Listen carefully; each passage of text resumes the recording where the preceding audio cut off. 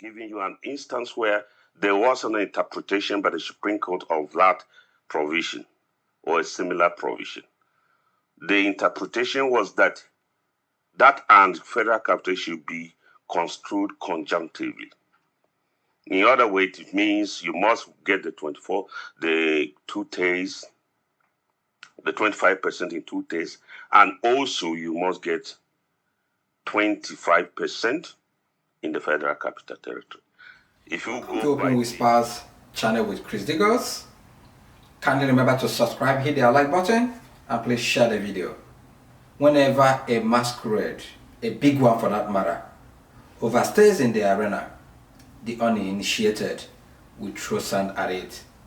I believe Nigeria has reached a point of no return.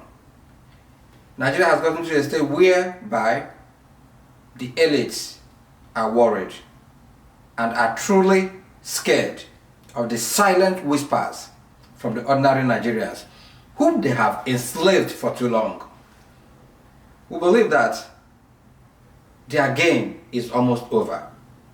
Remember when the Labour Party presidential candidate Peter Obi and the PDP presidential candidate Atiku Abubakar in the just concluded presidential election of February 25th, 2023, presented their cases at the Presidential Election Petition Tribunal. One of the things they highlighted why the election should either be annulled or each of them, either Obi or Atiku, declare the winner is because the President-elect Bola Ahmed Tinubu did not win 25% of the Federal Capital Territory as mandated by the Constitution of Federal Republic of Nigeria.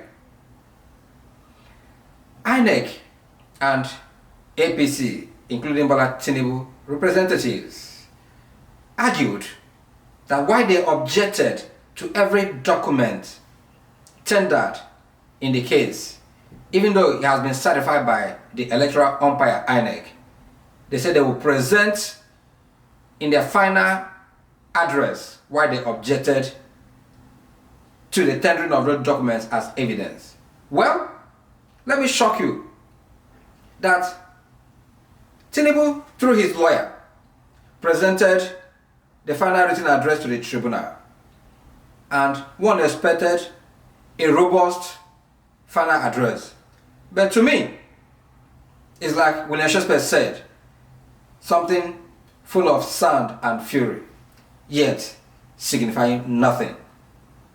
One of the things, why trying to persuade the honorable judges or the justices of the appeal court why they should disregard the call for Tinubu to be disqualified because he didn't attend that 25% of FCT.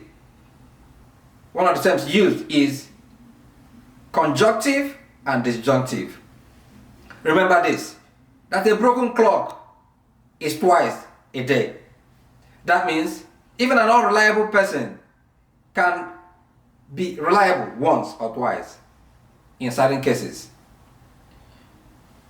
Did I argue that Tinubu should not be disqualified based on that because that even though Section 134 of the Constitution provides that you must score 25% at least in FCT, that it should be conjunctive, the term and, or the word and, should be conjunctive and not disjunctive.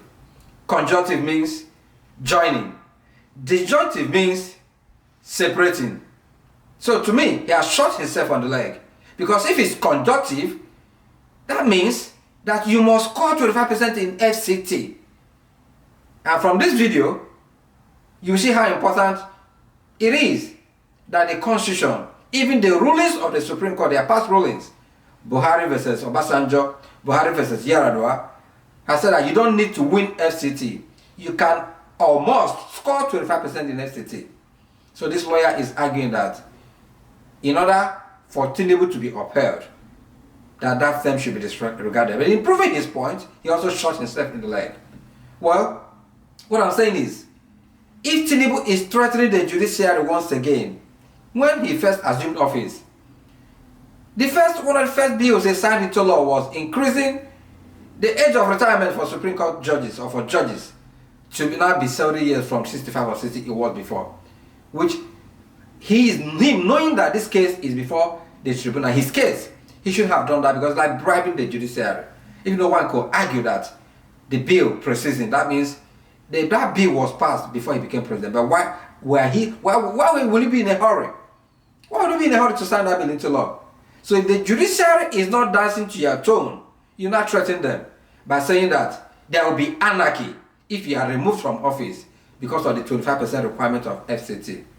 Nigerians have been taken for granted a lot.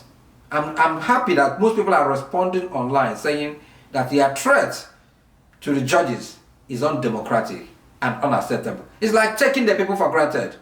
This is a man who never appeared on any live debate with even journalists to present his manifesto to the people. Never engaged in debate, open debate, with any of the presidential candidates when he was vying for this post. That means he's always taking the people for granted.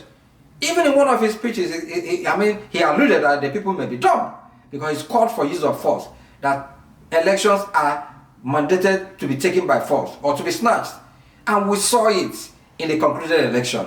We saw violence, we saw people being disenfranchised, and the irony is that the lawyer is saying that the case of the presidential election was not the case of people being disenfranchised or violence, that is being smart by half.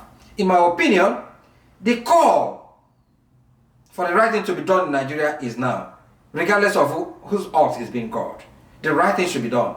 The judiciary should know that all eyes are on them. That is not enough for them to be threatened. It's not enough for them to be cajoled.